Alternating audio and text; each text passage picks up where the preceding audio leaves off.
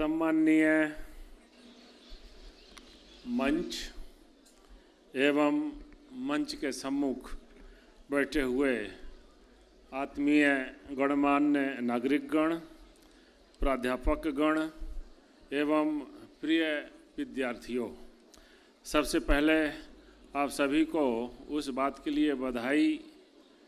आप लोग आज एक बड़ी उपाधि ग्रेजुएशन, पोस्ट ग्रेजुएशन, डॉक्टरेट की पूर्ण कर रहे हैं। प्री कॉन्वोकेशन सत्र हुआ और उसमें अपने अपने क्षेत्र के शीर्ष पुरुष जो हमारे सामने अपने जीवन का एक अनुभव आप लोगों के सामने रखा, और मैं यह दावे के साथ कह सकता हूँ कि यहाँ जो विद्यार्थी हैं उन वास्तव में एक जो ग्रेस्पिंग कैपेसिटी है, यानी लगभग 3-3.5 घंटा जो कॉन्टिन्यूअस व्याख्यान चला, लेकिन ऐसा लग रहा था कि आप लोग कुछ जानना चाहते हो, आप लोग कुछ सीखना चाहते हो, और वही अभी भी स्थिति दिखाई दे रही है। और जो भी यहाँ पहले के सत्र में और अभी विषय चले, ये विषय आपके पाठ्यक्रम के बाहर के नहीं हैं, ऐसा मान करके चलिए। जो एक मल्टी डिसिप्लिनरी चलता है और प्रत्येक व्यक्ति को प्रत्येक विधाओं में जानकारी रखना ही चाहिए, तो ऐसा मानिए कि आपके एडवांस कोर्सेज के बारे में ही दोनों सत्रों में जानकारी प्रदान की गई।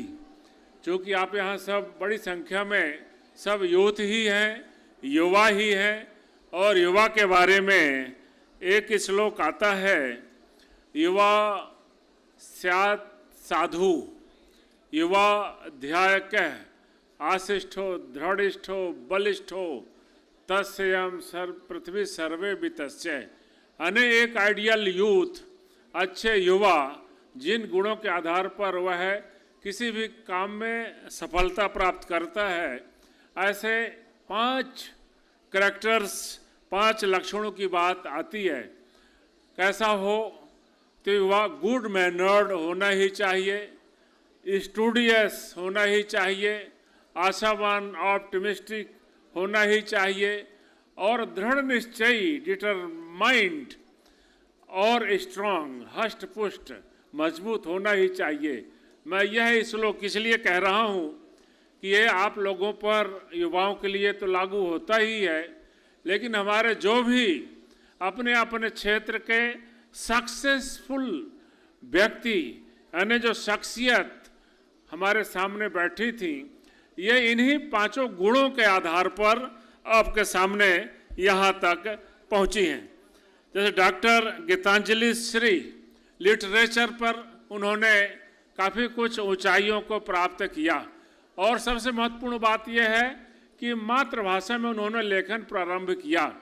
स्वाभाविक है, आप जिस भाषा में, जिस लैंग्वेज पर आप सोचते हैं, जिस लैंग्वेज पर विचार करते हैं, स्वप्न देखते हैं, वास्तव में उस लैंग्वेज पर जब लेखन करेंगे वह मौलिक लेखन होगा, अन्यथा उसका ट्रांसलेशन होगा। और मौलिक लेखन और ट्रांसलेशन में बहुत अंतर है। इस संस्थान के संस्थापक कुलाधिपति बहुत सुंदर अनेकों उदाहरण आपके सामने रखे, और जैसे सामने एक उदाहरण मैं सामने रखता हूँ। जैसे मान लीजिए हिंदी साहित्य के क्षेत्र में यदि मैं कहूँ मीरा का भजन, मेरे तो गिरधर गोपाल दूसरों ना कोई, यानी भजन महत्वपूर्ण नहीं है, लेकिन जैसे ही हम मीरा के भजन, मीरा का नाम लेते हैं, वो पूरे इमोशंस, वो पूरी फीलिंग, किस प्रकार से एक राज परिवार की राजकुमारी किस प्रकार से कृष्ण की भक्ति में अपने आप को समर्पित कर देती है, यानी एक ये भाव सामने आता है। और गिरधर, गिरधर को यदि हम ये गिरधर कहते हैं, तो जैसा पूर्व में विषय आया, गिरधर, गिरधारी, ऐसे लगता है कृष्ण भगवान और गोवर्धन पर्वत को धारण किए हुए हैं, ऐसी आकृति हमारे सामने आती है। यदि हम गिरधर को माउंटेन बियरर ऐसा कुछ कहेंगे तो वो फीलिंग्स और वो इमोशंस हमारे मन में नहीं आएंगे, क्योंकि एक ट्रांसलेशन है। और फिर गोपाल, गोपाल अने गौपाल, तो इसमें भी कृष्ण की बांसुरी बजाते हुए मोहक छवि गायों के पुंज के बीच में आती है। यदि हमको शेफर्ड, हर्ड्समैन, नीदर, हर्ड्समैन, ग्रेजियर इस रूप में कहेंगे तो क्या ये गोपाल गाय चराते हुए कृष्ण की आकृति आएगी? नहीं आएगी। और मोर मुकुट, मोर अपने आप आंख बंद करके भी हम आपको मोर मुकुट सामने आ जाएगा, किंतु क्राउन विथ पिकॉक फेदर या पिकॉक फेदर्ड क्राउन ऐसा कहेंगे तो फीलिंग नहीं आएगी। तो इस प्रकार से मौलिक लेखन और ट्रांसलेशन दोनों में अंतर है। हमारे पद्मश्री जो गुलाम मोहम्मद शेख जिन्हें एक डाइवर्सिटी, पूरे भारतवर्ष की एक सुंदर डाइवर्सिटी रखी, और हमारे यहाँ इस श्लोक आता ही है, रत्नाकरा धौत पदाम हिमालय किरीटनीम ब्रह्मराजर्षि रत्नाढ्याम वंदे भारत मातरम। अने जिसका हिमालय उसका मुकुट है, कन्याकुमारी में पैर पखारता हुआ सागर है, यह रत्न गरबा, और जिसके ऊपर इतने मनीषियाँ जन्म लेकर के अध्ययन अध्यापन काम ऋषि के रूप में काम कर रहे हैं। और दूसरी तरफ 1870 में वंदे सुजलाम सुफलाम गीत लिखा गया, और उस समय देश की क्या स्थिति रही होगी जब वो बंकिम चंद्र चटर्जी कहते हैं सुजलाम सुफलाम मलयज शीतलाम।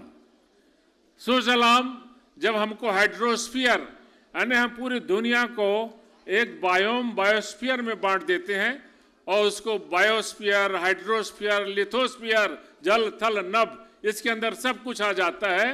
तो हाइड्रोस्फीयर, लिथोस्फीयर, एटमॉस्फीयर यानी सब चीज रिच। तो इस प्रकार से, और मलयज शीतलाम यानी जो पछुआ हवाएं हिंद महासागर से उठ करके निकलती हैं, और मलयगिर पर्वत जो चंदन के वनों से आच्छादित है, और ऐसी सुगंधित हवाओं शीतलता प्रदान करते हुए हिमालय ने पूरे भारत की ओर जाती हैं। तो इस प्रकार से डाइवर्सिटी हमारे सामने रखा गया। प्रभा अत्रे, मैं एक बार उनको चरणों में प्रणाम करने की इच्छा होती है, and at the age of 90 years. और जीवन जिसको कहते हैं लर्निंग, लर्निंग नेवर एंड, यानी हमेशा। ये तो विश्वेश्वरैया जो भारतवर्ष के प्रथम इंजीनियर, भारत रत्न, वो स्वयं 101 वर्ष के थे और 100 वर्ष की उम्र चल रही थी, अस्पताल में एडमिट थे। तो अपने परिजनों से कहा शाम को आना तो पुस्तक लेकर के आना। परिजनों ने पूछा पुस्तक में क्या करोगे?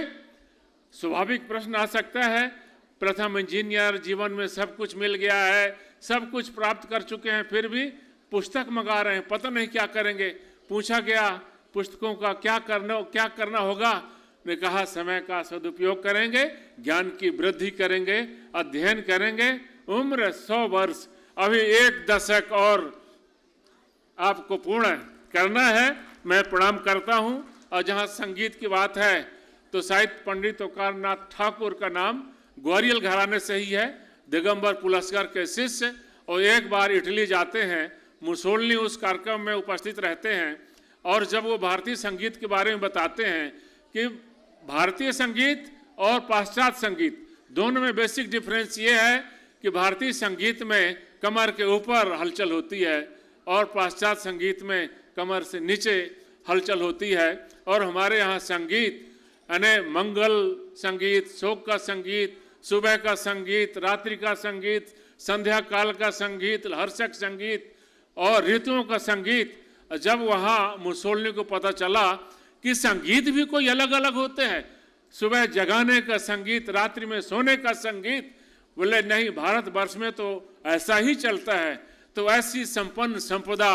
और पंडित ओंकारनाथ शास्त्री ठाकुर जब मुसोलिनी को पता चला कि सोने का भी संगीत होता है, तो उन्होंने अपने रॉयल सोसाइटी के डायरेक्टर को बोला कि ये रिकॉर्ड किया जाए। मैं तो स्वयं तनाव में हूँ, कई दिनों से सोया नहीं, और इस संगीत को रिकॉर्ड किया जाए प्रो के तौर पर।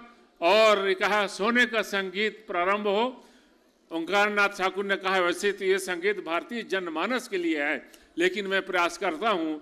और जब उन्होंने अब सोने का संगीत जो भी होता हो, शायद धुनिया क्या ऐसा कुछ कहते हैं, जब उन्होंने प्रारंभ किया तो थोड़ी देर बाद मुसोलिनी के खर्राटे बजने लग गए थे।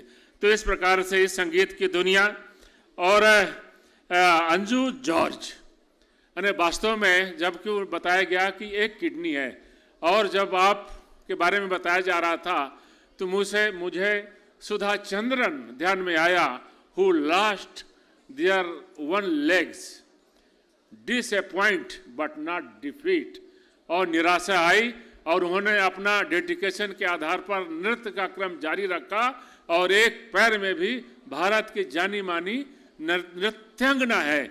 और दूसरा नाम आता है Arunima Sinha, who lost their both the leg in an accident.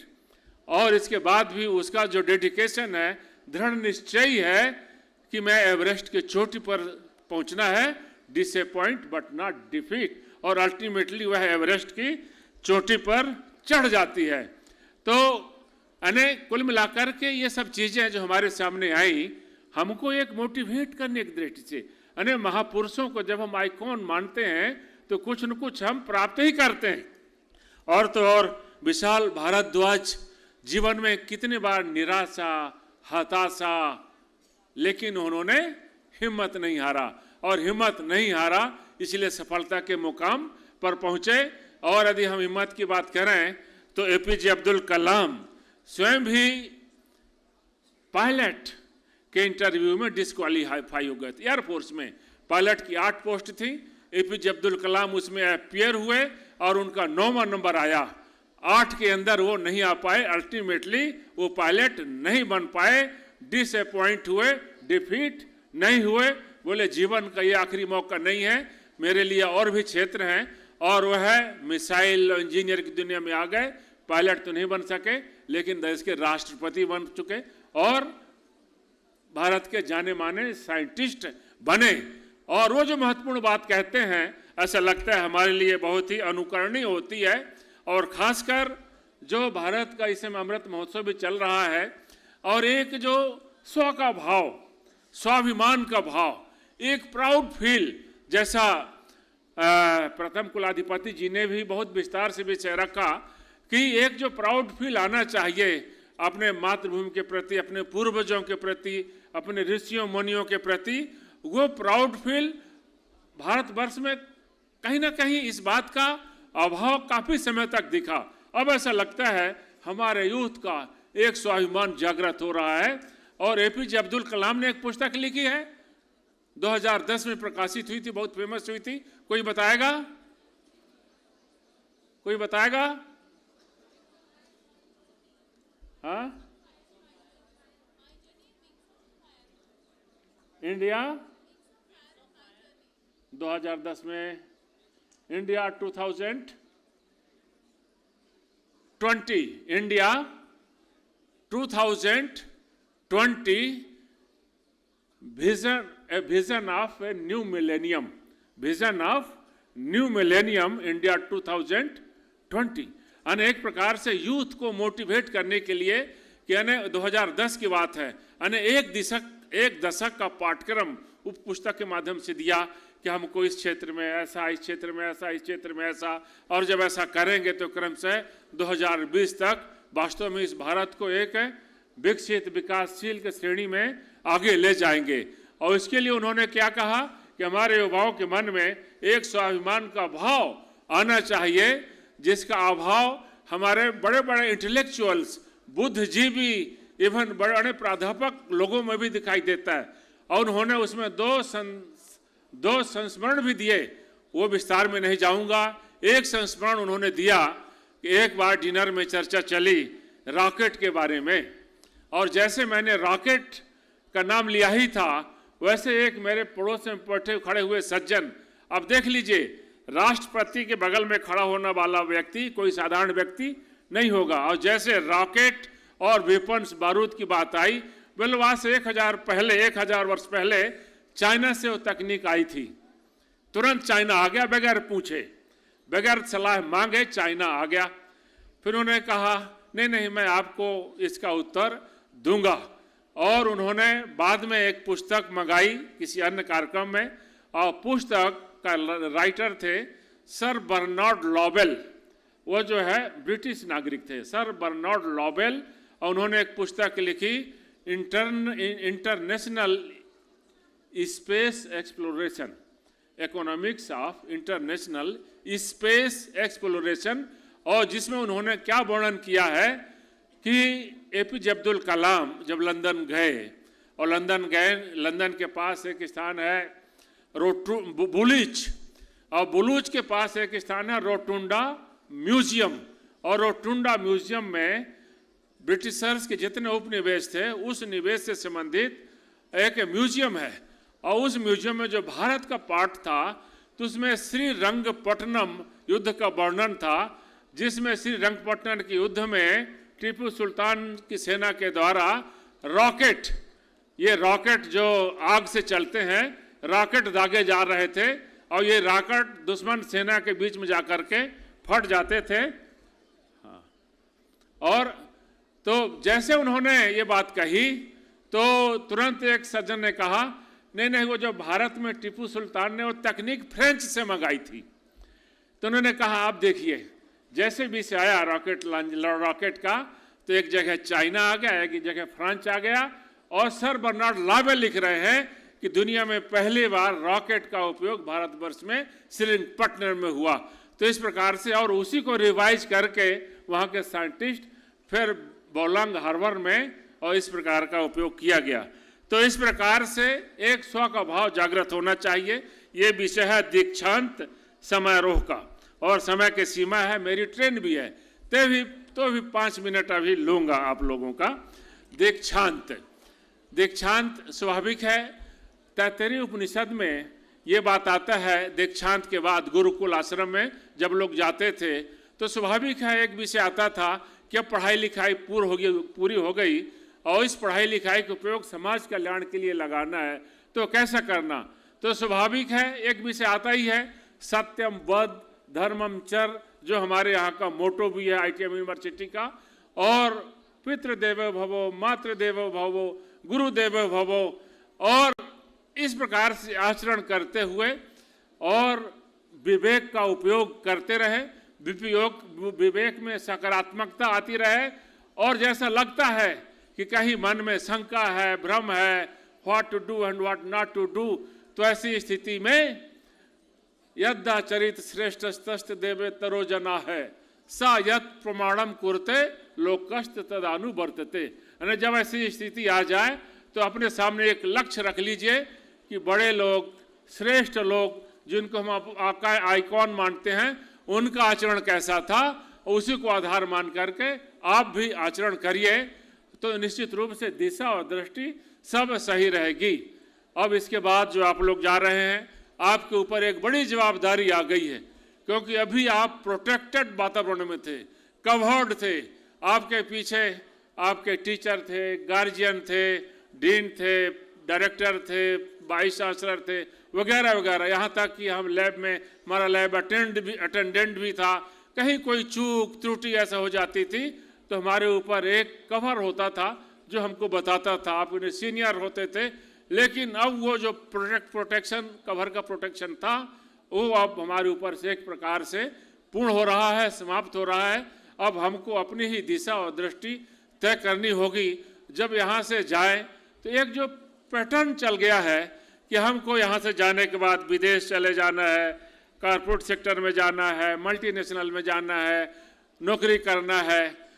दोस्तों, नौकरी आज भी 10% से ज़्यादा नहीं है प्राइवेट पब्लिक सेक्टर में। ये मान करके चलिए 140 करोड़ की जो वाइब्रेंट डेमोग्राफी है, मान लीजिए इनमें से लगभग 50 करोड़ के आसपास फैमिली होंगी। इनमें से अब आप लोगों को किस प्रकार से नौकरी के कतारों में नहीं तो अपने पैरों में खड़े होना है, नौकरी मांगने वाला नहीं तो नौकरी देने वाला बनना है। और ऐसे भारतवर्ष में 1-2 करोड़ इकाई जो एक एंटरप्रेन्योर 10 से 15, 10 से 20 लोगों को डिप्लॉय कर सकता है, तो एक प्रकार से not mass production but production by masses, इस प्रकार से हम प्रोडक्शन का डिसेंट्रलाइज करेंगे तो स्वाभाविक है वोकल फॉर लोकल हो जाएगा। अभी हम जमशेदपुर की बनी हुई गैंती कुदाली खरीद करके और कृषि औजार की भरपाई करते हैं, और आपके ग्वालियर के रोड के अगल बगल भी दिन भर धूप में लोहा पीट पीट कर यही औजार बनाने वाले लोग भी रहते हैं। देखिए कि यदि हम इनसे, इनका वोकल फॉर लोकल, इनसे व्यापार करते हैं तो इनकी रोजी रोटी चलने वाली है, अन्यथा वहाँ तो लीलैंड और टाटा सूमो बेचकर भी काम कर ही लेंगे। तो इस प्रकार से अंत में एक शिक्षा और दीक्षा, शिक्षा के साथ जब हमारी मॉरल वैल्यूज बढ़ जाती हैं तो वह दीक्षा हो जाती है।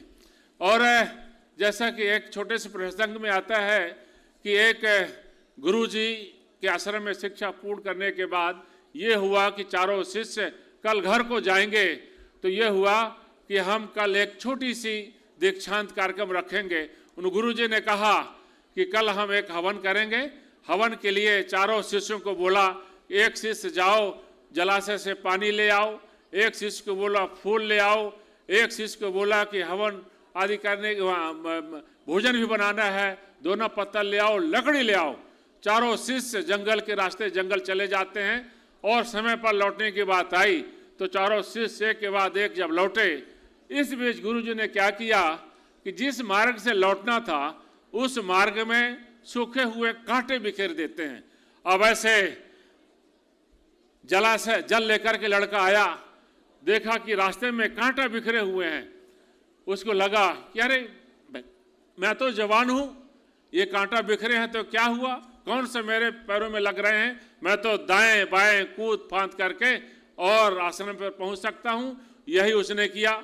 थोड़ी देर बाद दोनों पत्तल वाला लड़का आया, उसने भी देखा अरे क्या करना है मुझे, मैं भी कूद फांद करके पहुंच सकता हूं। थोड़ी देर बाद फूल वाला लड़का आया, वह भी ऐसे पहुंच गया। आखिरी लड़का लकड़ी वाला आया, उसने देखा कि रास्ते में कांटे बिखरे हुए हैं, तो उसने क्या किया, लकड़ी को नीचे रखता और फिर कांटे बीनता, फिर आगे बढ़ता, फिर लकड़ी को नीचे रखता, आगे बढ़ता, कांटे बीनता। इसी प्रकार से चलते चलते थोड़ा सा विलंब हो गया, और जब आश्रम में पहुंचा तो गुरुजी ने पूछा कि देखो ये तो समय पर आ गए, तुमको विलंब क्यों हुआ। तो उसने बोला कि गुरुदेव क्या करता, रास्ते में कांटे पड़े हुए थे, ये तो गुरुजी का ही काम था जिन्होंने कांटे बिखेर दिए थे। तो बोले क्या हुआ, कांटा क्या जरूरत थी बीनने की, ये तो हमारे पाठ्यक्रम में है ही नहीं, ये तो तुमने पाठ्यक्रम के बाहर का काम किया। बोले नहीं गुरुदेव, क्या करता, वो आम मार्ग है, उस मार्ग से छोटे छोटे बच्चे निकलते हैं, उस मार्ग से बड़े बूढ़े लोग भी निकलते हैं, उस मार्ग से माता बहनें निकलती हैं, उस मार्ग से रात्रि में भी लोग यात्रा करते हैं, उस मार्ग से ऐसी बहनें भी निकलती हैं जो उछल कूद नहीं कर सकती। इसलिए मैंने सोचा कि अब उल्लंघन होगा तो होगा आपके आदेश का, लेकिन ये काम करता चलूं। गुरुजी ने कहा शाबाश, तुम्हारी दीक्षा पूर्ण हुई और तुम्हारा आज पढ़ाई पूर्ण हुई, बाकी 3 लोग कुछ दिन और यहाँ पर पढ़ेंगे। तो ऐसा मानता हूं कि आप लोग वह चौथे प्रकार के विद्यार्थी हैं जिनकी यहाँ दीक्षांत पूर्ण हुआ। और जैसा हमारे श्रेष्ठ जनों ने यहाँ पर बात कही है, हमेशा कोई भी काम करने के पीछे समाज को हमेशा केंद्र में रखें। इन्हीं बातों के साथ बहुत बहुत धन्यवाद। जय हिंद।